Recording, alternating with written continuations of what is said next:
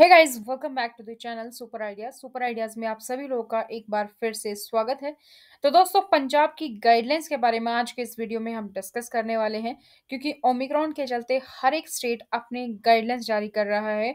और अगर आप भी पंजाब ट्रैवल कर रहे हैं तो आपके मन में भी काफ़ी सारे क्वेश्चंस होंगे, जैसे कि क्या आरटीपीसीआर रिपोर्ट ज़रूरी है या फिर वैक्सीन सर्टिफिकेट से काम चल जाएगा, कोई होटल बुकिंग ज़रूरी है या जहाँ जाना है वहाँ का पता देना ज़रूरी है, अगर साथ में बच्चा है तो क्या उसकी भी आरटी-पीसीआर रिपोर्ट ज़रूरी है, क्या उसका भी टेस्ट होगा?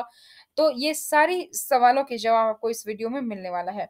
साथ ही ये भी जानेंगे क्या आपको अभी भी कोई रजिस्ट्रेशन या ई-पास बनवाना है या नहीं?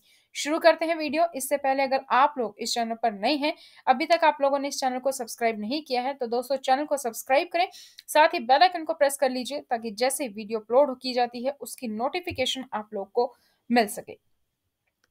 ओमिक्रॉन के बारे में जब से केस बढ़ रहे हैं तो एएआई यानी कि एयरपोर्ट अथॉरिटी ऑफ इंडिया ने एक राज्य से दूसरे राज्य में वायरस के संचरण को नियंत्रित करने के लिए कोविड के नई गाइडलाइंस जारी की है। तो पंजाब जाने वाले यात्रियों को यात्रा करने से पहले कुछ बातें हैं जो ध्यान में रखनी होंगी।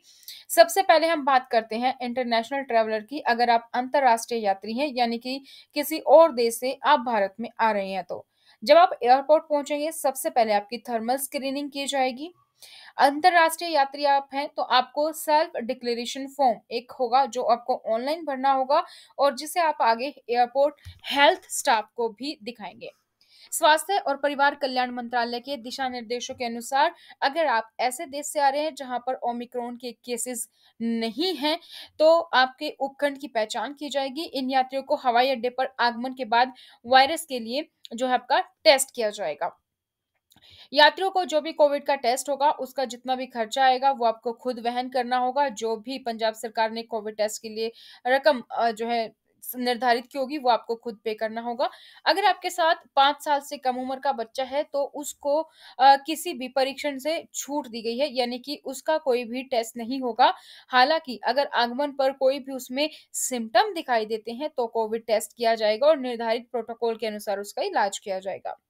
अगर आप ऐसे देशों से आ रहे हैं जहां पर ओमिक्रॉन के केसेस बढ़ रहे हैं, जैसे कि यूनाइटेड किंगडम, दक्षिण अफ्रीका, ब्राजील, बोत्सवाना, चीन, Mauritius, New Zealand, Zimbabwe, Singapore, Hong Kong, Israel, तो ऐसे देशों को अगर आप यात्रा कर रहे हैं तो आपको क्या करना होगा?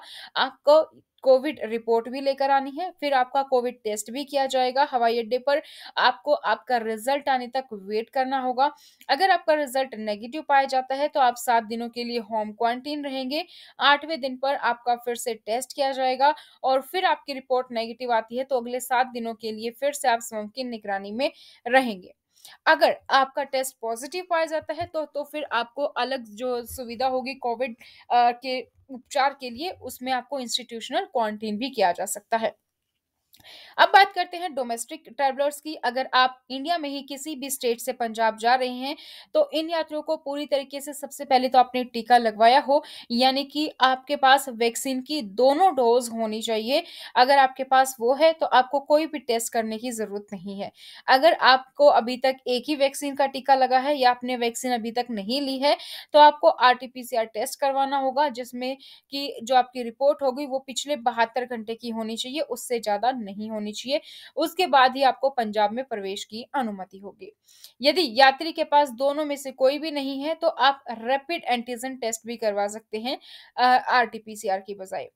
ये अनिवार्य है कि जो भी यात्री बड़ी सभाओं में, जैसे कि कोई भी धार्मिक सभा हो सकती है, राजनीतिक सभा हो सकती है या फिर सामाजिक सभा हो सकती है, अगर उसमें आप शामिल हुए हैं तो आपको 5 दिन के लिए कम से कम होम क्वारंटीन रहना होगा और उनका जो है टेस्ट है कोविड का वो भी किया जाएगा अगर आप किसी बड़ी सभा से आए हैं तो।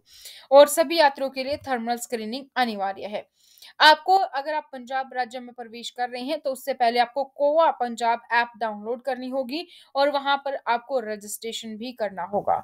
इसके साथ साथ आपको आरोग्य सेतु और सब घोषणा फॉर्म के माध्यम से अपने स्वास्थ्य की स्थिति को भी प्रमाणित करना होगा। तो ये चीजें मैंडेटरी हैं अगर आप पंजाब आ रहे हैं।